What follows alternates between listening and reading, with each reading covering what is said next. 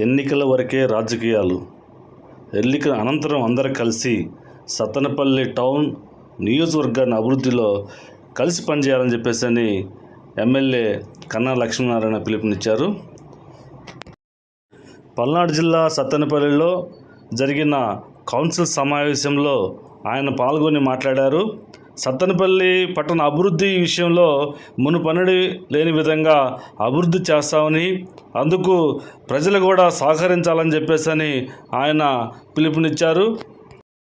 సత్తెనపల్లి పుర ప్రజలకు ప్రతిరోజు తాగునీరు సదుపాయం కల్పిస్తామని ఆయన పేర్కొన్నారు.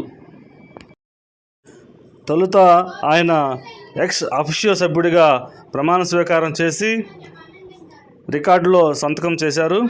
అనంతరం వివిధ అంశాలపై కౌన్సిల్ సమావేశంలో కౌన్సిల్ సభ్యులు ఆమోదం తెలిపారు.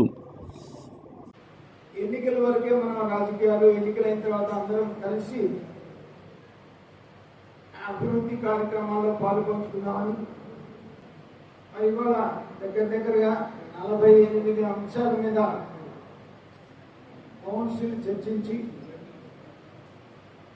సత్తెనపల్లి పట్టణ అభివృద్ధి కోసం, సత్తెనపల్లి అభివృద్ధికి ఏ విషయంలోనైనా సరే శాసనసభ్యుడిగా నేను మీ అందరికీ సహకరిస్తానని చెప్పేసి నేను ఈ సందర్భంగా తెలియజేస్తూ, సత్తెనపల్లి పట్టణాన్ని ఎప్పుడూ లేని విధంగా అభివృద్ధి చేద్దాం.